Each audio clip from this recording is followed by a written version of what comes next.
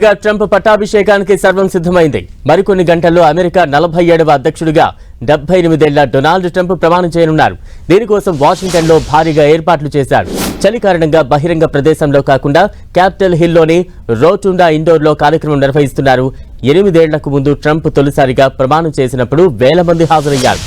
ఇప్పుడు indoor stadium కావడంతో వీఐపీలకు మాత్రమే అనుమతి ఉండేలా ఏర్పాట్లు చేశారు. ట్రంప్ ప్రమాణ స్వీకారోత్సవానికి పలువురు అతిరథ మహారథులు రాబోతున్నారు. ఎక్స్ టెస్లాల అధినేత ఎలాన్ మస్క్, అమెజాన్ వ్యవస్థాపకుడు Jeff Bezos, Meta CEO Mark Zuckerberg, TikTok CEO Shou Zi Chew హాజరవుతారు. అమెరికా మాజీ అధ్యక్షులు Bill Clinton, George W Bush, Barack Obama రానున్నారు. వీరితో పాటు Hillary Clinton, Kamala Harris, Italy PM Giorgia Meloni, భారత విదేశాంగ మంత్రి జైశంకర్ కూడా హాజరవనున్నారు. ప్రమాణం చేశాక కొన్ని ఆదేశాలపై ట్రంప్ సంతకాలు చేస్తారు. 100కు పైగా ఎగ్జిక్యూటివ్ ఆర్డర్లను పాస్ చేసే దిశగా కసరత్తు చేస్తోంది వైట్ హౌస్. అలాగే 4 ఏళ్ల పాలన ఎలా ఉండబోతోందన్న అంశంపై ట్రంప్ తొలి ప్రసంగంలో వివరించబోతున్నారు. దీంతో ఆయన ఏం చేయబోతున్నారు, ఏం చెప్పబోతున్నారు అనేది ఆసక్తికరంగా మారింది.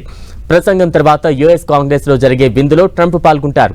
ఆ తర్వాత సాయుధ బలగాలపై సమీక్ష జరుపుతారు.